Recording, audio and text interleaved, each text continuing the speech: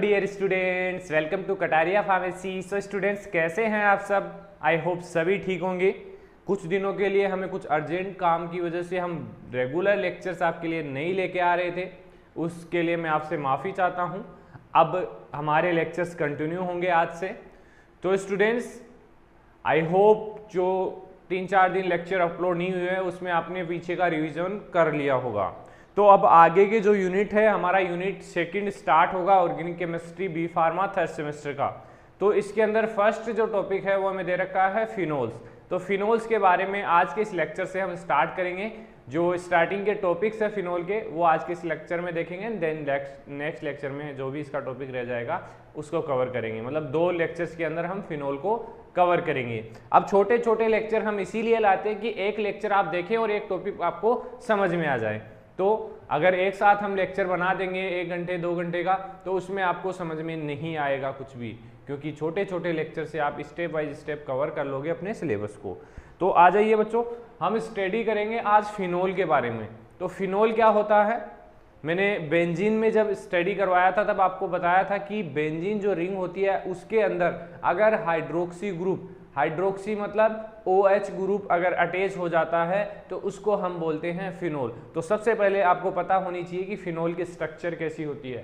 तो स्ट्रक्चर होती है ये हमारी बेंजीन रिंग है और इससे हाइड्रोक्सी ग्रुप अटैच है, तो इसको हम हाइड्रोक्सी बेंजीन भी बोल सकते हैं और ऐसे इसका नाम होता है फिनोल। तो आपको पता चल गया फिनोल की स्ट्रक्चर कैसी होती है, तो ये चीज आपको याद रखनी है। हम बात करें इंट्रोडक्शन की। तो सबसे पहले phenol are aromatic organic compound. Aromatic है क्योंकि रिंग स्ट्रक्चर है, एरोमेटिक ऑर्गेनिक कंपाउंड है क्योंकि ऑर्गेनिक केमिस्ट्री में हम स्टडी कर रहे हैं और बेसिकली ऑर्गेनिक कंपाउंड ही होता है। जो भी कंपाउंड हम ऑर्गेनिक केमिस्ट्री के अंदर स्टडी कर रहे हैं उस कंपाउंड को हम बोलेंगे ऑर्गेनिक कंपाउंड, और अगर रिंग स्ट्रक्चर है तो उसको बोलेंगे एरोमेटिक कंपाउंड। तो हाइड्रोक्सी ग्रुप इसके अंदर कंटेन होता है, hydroxy group OH group directly attach to the carbon atom of the aromatic ring. Directly attach होता है कार्बन एटम से रिंग द न्यूक्लियर कार्बन, जो न्यूक्लियर कार्बन होता है उससे ही डायरेक्टली OH ग्रुप हमारा अटैच होता है, इसको हम बोलते हैं फिनोल। तो फिनोल का जनरल इंट्रोडक्शन और फिनोल के स्ट्रक्चर आपको समझ में आ गई। ये कुछ सब्सटीट्यूट है बेसिकली फिनोल के। अब देखिए ये हमारा नॉर्मल फिनोल हो गया। अब अगर इसमें यहां पर हम OH ग्रुप अटैच कर देंगे तो क्या बन गया? कैटेकोल 1,2 डाइहाइड्रोक्सीबेंजीन, मतलब कि 1 पोजीशन पे भी और 2 पोजीशन पे भी हाइड्रोक्सी ग्रुप अटैच है, तो इसको बोलेंगे कैटेकोल, मतलब कि एक सब्सटीट्यूट हो गया।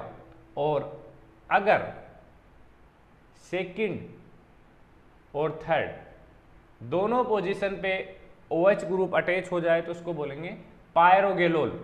ये चीजें आपको याद रखनी है, ये एग्जाम में जरूर लिखनी है, क्योंकि एग्जाम में इन चीजों के बारे में आप रिप्रेजेंट करते हैं तो एग्जामिनर का माइंड स्टूडेंट्स के प्रति हो जाता है कि हाँ स्टूडेंट्स को कुछ तो आता है तभी तो इन्होंने इतना रिप्रेजेंट किया है। तो ये चीजें मैटर करती हैं एग्जाम में अच्छे मार्क्स गेन करने के लिए।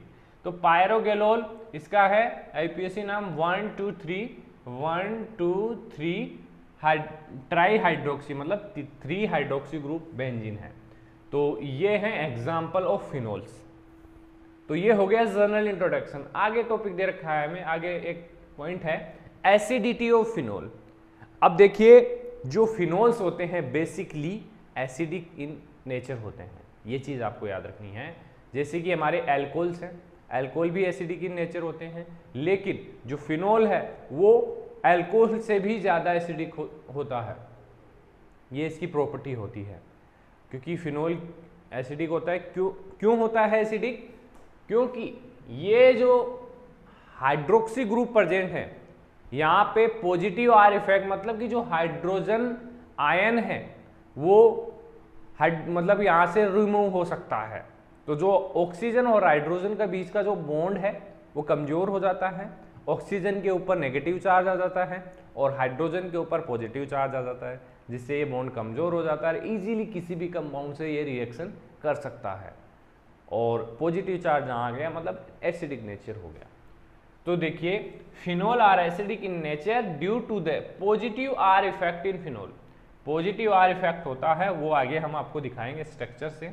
ए positive charge develop on oxygen due to the positive R effect. Positive R effect के कारण नेगेटिव चार्ज किसके ऊपर डेवलप होता है, sorry, a positive charge develop on oxygen due to positive R effect and thereby resistance reduce hold on hydrogen.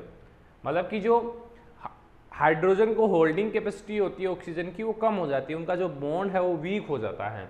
Therefore a weak OH bond remove hydrogen as proton.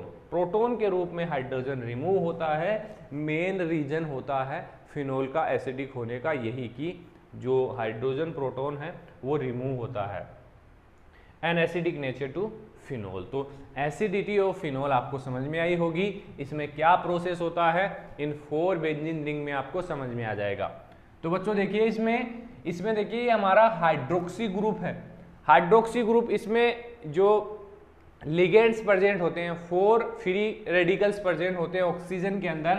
तो free radical यहाँ पे move करेगा, यहाँ पे आएगा तो यहाँ पे हम पॉजिटिव चार्ज जनरेट करेगा, यहाँ पे आएगा तो यहाँ पे ये बॉन्ड हमारा आगे फर्दर फॉरवर्ड होता जाएगा। तो ये नेगेटिव चार्ज मूव करेगा, यहाँ से ये हमारा फ्री रेडिकल मूव करते ही यहाँ पे पॉजिटिव चार्ज आ जाएगा हाइड्रोक्सी ग्रुप के ऊपर, क्योंकि इलेक्ट्रॉन्स की कमी हो जाएगी। अब ये नेगेटिव चार्ज यहाँ पे रोटेट करेगा, जिससे क्या है कि कंप्लीट रोटेशन होगा जब तक ये हमारा हाइड्रोजन यहाँ से रिमूव हो जाएगा। यहाँ पे हम कोई भी कंपाउंड ऐड कर सकते हैं। तो ये है nature of acidic nature of phenols.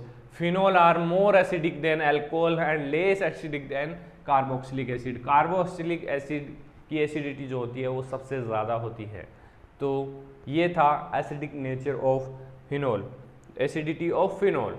तो अब आगे एक टॉपिक और है इसके अंदर, effect of substituent on acidity of phenol, कि अगर हम फिनोल के अंदर कोई सब्स्टिट्यूट ऐड करते हैं तो उसकी एसिडिटी पे क्या इफेक्ट पड़ेगा, क्या एसिडिटी कम होगी या ज़्यादा होगी। तो बच्चों ये चीज़ आपको समझ में आ गई कि एसिडिटी क्या होती है।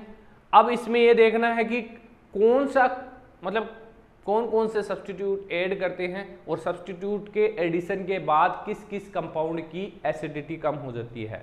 तो वो चीज़ हम इसके अंदर देखने वाले हैं, effect of substituent on acidity of phenol. तो देखते हैं, the high acid strength of phenol is due to the presence of electron withdrawing group. Basically यही होता है, इसकी एसिडिटी ज़्यादा इसलिए है क्योंकि इसके अंदर इलेक्ट्रॉन विड्रॉइंग ग्रुप प्रेजेंट होते हैं ऑन एरोमेटिक रिंग। जो OH है यहाँ पे इलेक्ट्रॉन विड्रॉइंग ग्रुप है जो बेसिकली एरोमेटिक रिंग के ऊपर अटैच होते हैं, इसलिए ये एसिडिक होता है। Electron from the phenolic ring are taken away by the electron withdrawing group. Electron from the phenolic ring are taken away by the electron withdrawing group. Basically एक phenolic ring बन जाती है क्योंकि यहाँ पे इलेक्ट्रॉन विड्रॉइंग ग्रुप प्रेजेंट है। दस resulting and increase in the positive charge on the oxygen. इसका मतलब क्या होगा, ऑक्सीजन के ऊपर पॉजिटिव चार्ज जनरेट होगा। देखिए स्टूडेंट्स, यहाँ पे आपको कोरिलेट करना है, यहाँ से आगे की प्रोसेस ये है, इसमें सब्स्टिट्यूशन होगा, कोई भी सब्स्टिट्यूट आके यहाँ पे बाइंड हो सकता है। यही लाइन लिखी हुई है, दस resulting in an increase in the positive charge on the oxygen atom present in the OH bond. यहाँ पे हमारा पॉजिटिव चार्ज जनरेट होगा। अब क्या होगा, the removal of proton become easier with an increase the positive charge and oxygen atom and thus the acidity of phenol increase. अब देखिए इसमें डिफरेंट कंपाउंड्स, डिफरेंट सब्स्टिट्यूट्स आके ऐड हो सकते हैं, लेकिन जिसकी रिमूवल कैपेसिटी ज़्यादा होगी उसी की एसिडिटी ज़्यादा होगी। तो अब यहाँ पे देखिए ये हमारा फर्स्ट फिनोल सब्स्टिट्यूट है जो है, इसमें CH3 ऐड है, एथेन ग्रुप ऐड है, तो इसकी जो pH है वो सबसे कम है। और अब ये हमारा फिनोल है, इसकी जो कैपेसिटी वो थोड़ी ज़्यादा है 9.89। इसके बाद फिनोल के अंदर हम हैलोजन ग्रुप ऐड करेंगे, इसकी एसिडिटी और भी ज़्यादा 9.2। अब इसमें नाइट्रो ग्रुप नाइट्रो ग्रुप अगर ऐड हो गया तो उसकी एसिडिटी सबसे ज़्यादा होगी। नाइट्रोफिनोलिक जो सब्स्टिट्यूटेड कंपाउंड है उसकी एसिडिटी सबसे ज़्यादा होने वाली है। तो ये अरेंजमेंट है increasing order of the acidity. तो ये हो गया हमारा इफेक्ट ऑफ सब्स्टिट्यूट। अब देखिए कि डिफरेंट सब्स्टिट्यूएंट की जो एसिडिटी है वो डिफरेंट है। जैसे नाइट्रो कंपाउंड अगर ऐड हुआ तो एसिडिटी उसकी बहुत ही ज़्यादा हो गई, सभी कंपाउंड से ज़्यादा हो गई। तो आगे के लेक्चर में जो भी रिएक्शंस वगैरह दे रखी हैं या टॉपिक दे रखे हैं उनके बारे में हम देखेंगे, अभी मैंने देखा नहीं है। आज यही लेक्चर में आपको लिए लेके आया हूँ, बाकी देख लेंगे कल कौन सा टॉपिक रह गया हमारा।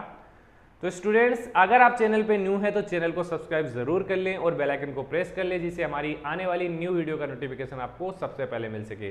डेली रेगुलर बेसिस पे आपको वीडियो मिलने वाली है। और अगर आपने अभी तक हमारा टेलीग्राम ज्वाइन नहीं किया है तो टेलीग्राम ग्रुप को ज्वाइन कर लीजिए, उसका लिंक आपको वीडियो के डिस्क्रिप्शन में मिल जाएगा। और इंस्टाग्राम पेज को भी फॉलो कर लीजिए। तो बने रहिए हमारे साथ, मिलते हैं नेक्स्ट वीडियो में। Thank you.